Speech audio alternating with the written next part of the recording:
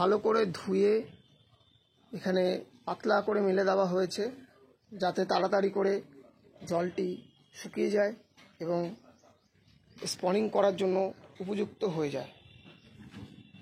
নমস্কার বন্ধুরা, আজকে এসেছি বসুন্ধরা অ্যাগ্রো।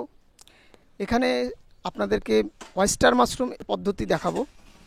চলুন তাহলে আমরা বসুন্ধরা অ্যাগ্রোর যিনি ফার্মার মিস্টার অমিত দে, এই যে অমিত দে বাবু, নমস্কার সবাইকে। আমরা চাইছি যে আজ আপনার কাছ থেকে আমরা শিখব যে কিভাবে মিল্কি মাশরুম বা ওয়েস্টার মাশরুম আপনি বানান, সেটি দেখব এবং চাইবো দর্শক বন্ধুদের তার আগে একটু মাশরুম হয়ে রয়েছে বা আপনার মাশরুমের ফার্মের ভেতরটা যদি একটু দেখান।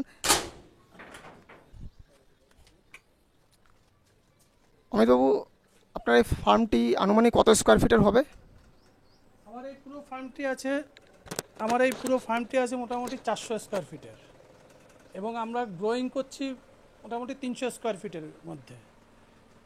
আর সাথে আছে 100 স্কোয়ার ফিটের মতো জায়গা আছে আমার এই বিচুলি রাখা, বস্তা বস্তা রাখা এবং চাষের সরঞ্জামগুলো রাখার জন্য বাদ বাকি জায়গা রয়েছে, এবং 300 স্কোয়ার ফুট রয়েছে মোটামুটি আমার এই বেড গ্রোয়িংয়ের জন্য, মিল্কি এবং ওয়েস্টার মাশরুমের জন্য। আমাদের এই সিজনের মিল্কি মাশরুম এটা দ্বিতীয় ফ্ল্যাশ চলছে। ফার্স্ট ফ্ল্যাশ আমরা তুলেছি এর থেকে, এটা ফার্স্ট ফ্ল্যাশ চলছে। এবার এই সিজনে মোটামুটি মিল্কি মাশরুমের আমরা ওয়েট পেয়েছি, সর্বোচ্চ ওয়েট পেয়েছি প্রায় 270 গ্রামের কাছাকাছি। এবছর একটু ওয়েদারটা গরম এবং ঠান্ডার প্রকোপটা ঠিক সামঞ্জস্যপূর্ণ ছিল না, হয় প্রচণ্ড গরম ছিল এবং প্রচণ্ড রোদ ছিল। এর জন্য আমাদের এই মাশরুমের চাষের জন্য ঠিক উপযোগী হয়ে ওঠেনি। তাই এবার মিল্কির ফলনটা আশানুরূপ পাওয়া যায়নি। এই অস্টার লাগানো হয়েছে, অক্সিজেন অস্টার, কিন্তু ব্যাগগুলো হিটের জন্য একটু সমস্যা হচ্ছে। এবার চলে এসেছি আমরা যে সকালবেলায় খড় শোধন করার পরে রোদে মেলে দিয়েছিলাম শুকানোর জন্য, কারণ আমরা জানি যে মাশরুম চাষের জন্য খড়ের মধ্যে জল থাকতে হবে মাত্র 50% সর্বোচ্চ। তো সেটা রেডি হয়ে গেছে। একবার মুঠো করে আমরা দেখে নিই যে এর মধ্যে কোনো জল আছে কিনা এখনও। যদি এক ফোঁটাও জল বেরোয় তাহলে আমরা মনে করব যে এখনও কাজের জন্য তৈরি হয়নি। খুব জোরে চাপ দিতে হবে মুঠো করে। আপনারা দেখতে পাচ্ছেন যে এক ফোঁটাও কিন্তু জল পড়ছে না, তার মানে এটা আমাদের কাজের জন্য আদর্শ। এবার দরকার আমাদের পিপি ব্যাগ। যেহেতু আমরা এখন ওয়েস্টার মাশরুম করব, তার জন্য এই পিপি ব্যাগ ব্যবহার করব, যার সাইজ হচ্ছে, যদি আপনি স্কেলে মাপেন, 8.5 থেকে 9 ইঞ্চি চওড়াতে এবং লম্বাতে হবে 26 ইঞ্চি। সাধারণত এগুলো দোকানে গিয়ে বলতে হয় যে আটার প্লাস্টিক, 10 কেজি আটা ধরে এমন প্লাস্টিকের সাইজ আমাদের ওয়েস্টার জন্য আদর্শ। চলুন এবার স্পনিং করা শুরু করা যাক। আমরা দেখছি অমিতবাবু প্লাস্টিকের পিছন দিকটিকে শাড়ির মতন করে কুচি কুচি ভাঁজ দিয়ে ব্যাগটি তৈরি করছেন, যাতে মাশরুমের বেডটি সুন্দর গোল শেপের আসে। প্রোডাকশনে বিশেষ কোনো হেরফের হয় না, কিন্তু সিলিন্ডারটি সুন্দর গোল হয় এবং চারিদিক থেকে মাশরুমের যখন পিনহেড বেরোয় বা মাশরুম হয় তখন সুবিধে হয়। এটিকে উল্টে দিতে হবে। তৈরি হয়ে গেল আমাদের পিপি ব্যাগ। এটা হচ্ছে একটা ভালো স্পনের গুণ। কালো দাগ বা সবুজ রঙের ছোপ নেই, যেটাকে গ্রিন মোল্ড বা ব্ল্যাক মোল্ড বলে, এবং কোনো দুর্গন্ধও নেই। সুন্দর চাক বেঁধে রয়েছে, মানে মাইসেলিয়াম ভালো করে ছড়িয়ে সলিড হয়ে গেছে, মানে ম্যাচিওর বীজ যেটাকে বলে। এটা আমাদের ম্যাচিওর বীজ, এইরকম বীজে কাজ করতে হবে। স্পনের প্যাকেটটি আমরা ছিঁড়ে নিলাম, এবং যেহেতু লেয়ার বাই লেয়ার করা হবে তাই বীজটিকে একটু ভেঙে আমরা রেখে দেবো। ভালো কোয়ালিটির স্পন সবসময় দেখে নেবেন, যাতে এই স্পনের ওজন 200 গ্রাম হয়, অনেক সময় 400 গ্রামেরও প্যাকেট হয়। এবার প্লাস্টিকটাকে আমরা উল্টে নেওয়ার পরে খড় দেওয়া হচ্ছে। প্রথম লেয়ারটি একটু পাতলা হবে, 1/2 ইঞ্চি মতন খড় দিয়ে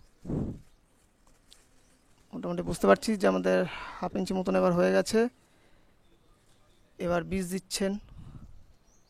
বীজ মানে হচ্ছে মাশরুমের স্পন যেটাকে বলা হয়।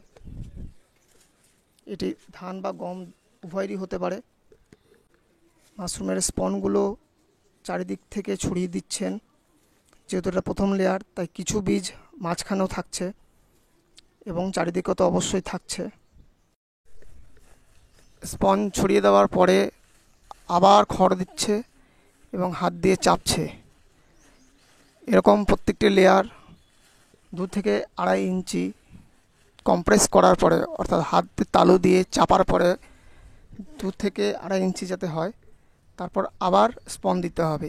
এ করে যতগুলো লেয়ার হয়, সাধারণত এরকম 6টি লেয়ার হবে, এই প্লাস্টিকে করতে হবে।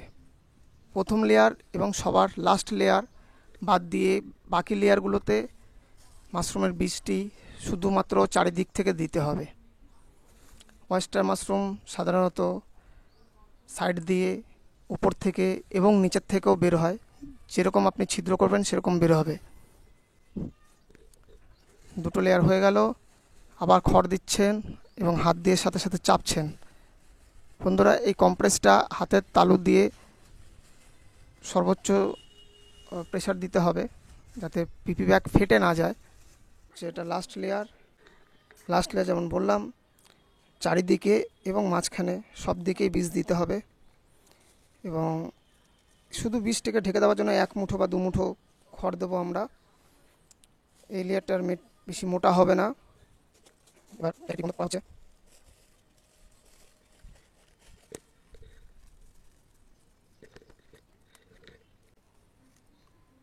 এবার আরেকটি গুরুত্বপূর্ণ কাজ, সেটি হলো মাশরুমের বেডে ছিদ্র করা, যেখান থেকে মাশরুম বেরোবে।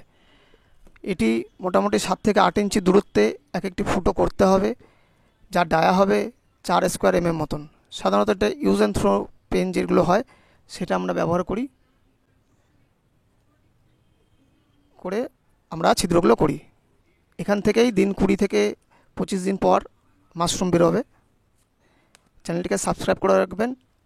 এই বেডটি থেকে যেরকমভাবে মাইসিলিয়াম গ্রো করবে এবং মাশরুম বেরোবে, প্রত্যেকটা ধাপ আপনাদেরকে আমরা দেখাবো।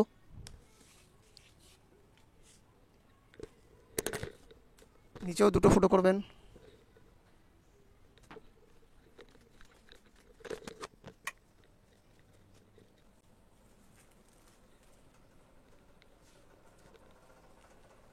আমরা দেখতে পাচ্ছি অমিতবাবু মাশরুমের বেডটি নিজের ফার্মে এনে সুন্দর করে এটাকে হ্যাঙ্গিং করে দিলেন, ঝুলিয়ে দিলেন শিকেতে।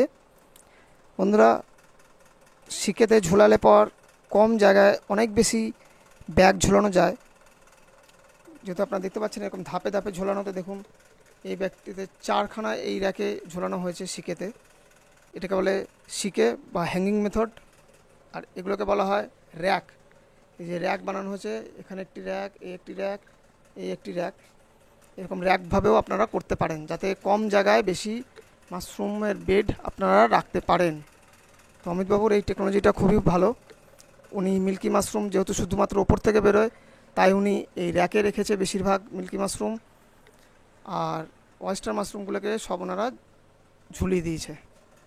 কারণ ওয়েস্টার মাশরুম নিচের থেকে, উপর থেকে, সাইড থেকে, সব দিক থেকে বেরো হয়।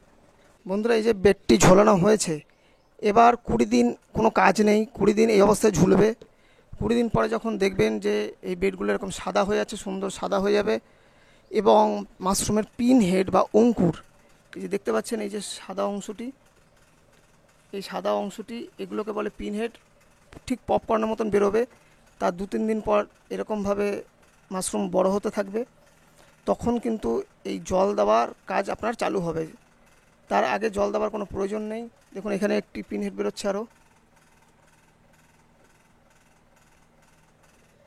পিন হেড যতক্ষণ না বেরোবে ততক্ষণ আপনাকে জল দেওয়ার দরকার নেই, এবং জল দেবেন তখন দেখে নেবেন যে টেম্পারেচার আর হিউমিডিটি কত আছে। ওয়েস্টারের ক্ষেত্রে টেম্পারেচার অবশ্যই 28-এর কম দরকার, যদিও এখন 34 ডিগ্রি রয়েছে, আর হিউমিডিটি রয়েছে 77%। এটি কিন্তু 80 হলে খুব ভালো হয়, বা 80-র উপরে। তো সেক্ষেত্রে আপনাকে প্রয়োজনে 2বার বা 3বার জল দিতে হতে পারে। আপনাদের ভিডিওটি খুব ভালো লেগেছে, এবং যে ব্যাগটি বানানো হলো বা আজকে আরও কয়েকটি বেড বানানো হবে, সেগুলোর কীরকম প্রোগ্রেস হচ্ছে এবং তার যে স্ট্যাটাস সেটা আমরা প্রত্যেক সপ্তাহেই আপডেট দেবো বা প্রত্যেক 2-4 দিন পর পর দেবো। আপনারা চ্যানেলটিকে অবশ্যই সাবস্ক্রাইব করে রাখুন।